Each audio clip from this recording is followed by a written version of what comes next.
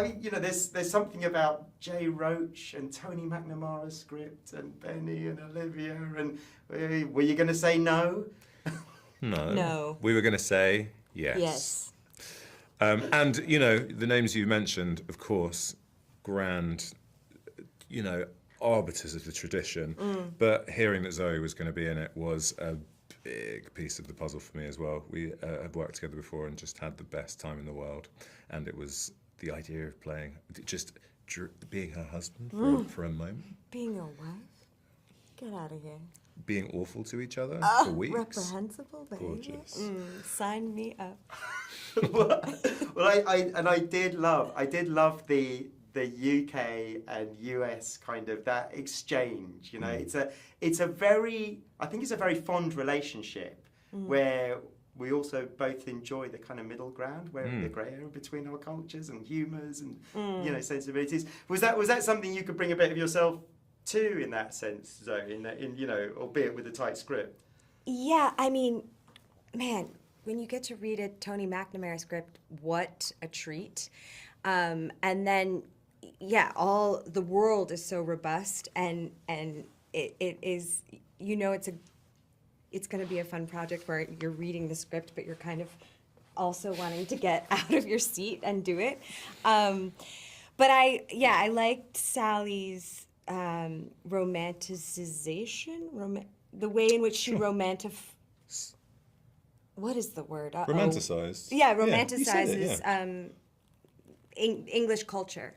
And I think we do that a lot in the States. And I am an Anglophile, and so that came easily to me. But it's fun to explore those silly things within the film. That was a treat. Yeah, totally. And I just, in my sort of handful of experiences working with Americans and over there and stuff, I do find that there is this magic experience, which is that these people who you've admired for so long, that you've only kind of seen in things, and they become kind of, the idea of knowing them is like impossible. And then you do, and you realise the reason that you like them so much is because you share a sensibility, weirdly, which feels almost like you're punching a little bit by saying that.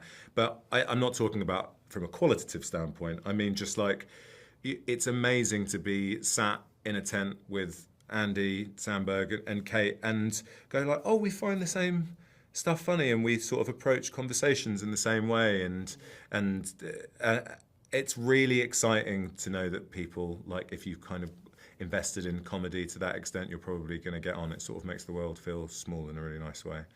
It does make sense, right? Yeah. I won't ask you to each describe your character, but would you describe each other's characters? Tell me about you as a couple in the film. I just wanted to go back 1 second. When I just gave my answer and you said that's lovely, I went, which I wish I could take back. It caught me so off guard, and I didn't know what to do with how flattered I was by it. But that's what's really funny is we got to explore this when we worked on the after party, but I feel like every time we're together, you're just existing and I'm going, like that, love that. And then Jamie's just like, stop doing that. I'm not. No. And my existence is me just sort of quivering for sort of 24 or however many hours I'm with you for. But it does feel really American and really English. Oh, yeah, of course. My earnestness and exuberance and your deflecting. High shoulders. Your low shoulders. Yeah, lowest shoulder. I love that. No acting required whatsoever. Oh, whatsoever. No, just point the camera, shoot, let's go. Oh gosh. Okay. Sorry. What? But I'll describe each other's characters. Describe the relationship. I think that Sally is a callous nightmare. Who's kind of I guess that she kind of spins on an axis of like desperately. I don't know. I think her power is sort of pushing Rory down, and she has every right to. I think it's almost like she's brought a kind of snivelling weakling know-it-all into the fray, because it's like, well, I don't mind pushing him down in order to push myself up. It's like, I don't want to do that to someone nice, but so let's get this boring loser along. and just be horrible to him because I need to be horrible to someone. Yes, and I think Rory is a boring loser who needs to be pushed down. I do think them as a couple, they're kind of a perfect match for each other because I think it's all about the facade, really. Like on paper, they hit the qualifications that the other has for a partner, but the reality is they don't actually like each other that much. And I think that's a really clever idea to put into the roses, right? Because I think we are studying Theo and Ivy and sort of putting them on a pedestal. And then when they start to fall apart and their cracks are revealed, it becomes very evident how gaping wide our cracks are. We have, gaping wide cracks. Tell me about watching this. You've both seen the film. Yes. What was it like to not watch your own performances? What was it like to watch Benny and Olivia? You know, you've been part of those scenes, but there's all the rest of the stuff that they're doing that you Well, it's haven't most of the seen. stuff. Yeah. It was joyful, you know. They're two absolute like legends of the I really am reluctant to say game, but it's what it is. Yeah. They are, you know, they're two institutions, and it's amazing to see them in this comedy film just flexing their skills. It's great. Yeah, and I think when you go to like a sports match or a game or something, you want to see a fair game. And what am I saying? No. I just think the idea that you want to see a fair game. I do. I don't want to watch the championships recently. That was not a fair game. But they're it spicy. should have It's been. spicy. But look, Oh, I don't know. fine. I like your analogy. I know where you were going. I was loving the analogy. Sorry, I didn't want to just stop. I smiling. didn't want to stop You it. both started I was doing it. I was enjoying the idea of you being a game that's fair and being like, Yeah, you want to see no, it's right. evenly You're not wrong. matched- It doesn't make it. Yeah. You know, you want to see two people deserving of each other's skill, right? Absolutely, and that's yeah. what you get with this movie. You get Olivia and Benedict, just who are, I think, the acting titans of our day. Truly, I've admired them for years, and it's insane we're in a movie with them.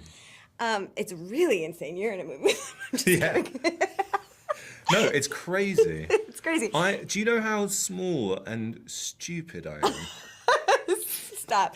But then to see them spar on screen, it's just what you want. And it's a good match. It's a good match. I've got one minute left, so just to ask, the scenes look like a lot of fun. I know that making comedy is not necessarily a lot of fun sometimes, but when you're around that dinner table and you've got those people in front of you and you've got Jay at the camera, you know, watching your performances, is that a good time? Yes, definitely. But I think that is largely down to the kind of, I guess it's always a top-down thing, right? And there was a really lovely top to like, and I think as a result, you know, we all just got on really well. I think it was just the times that you're not having a good time, like you say, comedy can be hard. I think more often than not, it's because of clashes of personality or just like, I don't know, a kind of different perspective. And I think we were all just really up for having a few fun weeks with each other. And I think that like lent itself to the shooting experience being really enjoyable. It comes across. It really comes across. And just very lastly to you, Zoe. Yeah. One sentence to describe this film, if you can bring it to mind. How would you describe it? A divorce comedy that explores... an entertaining divorce comedy that explores the delightful and hellacious chaos of marriage. Woof. Wow. You just did the post. They've done the poster. That's a shame. You could have done another. Look, There you go. It's nice to meet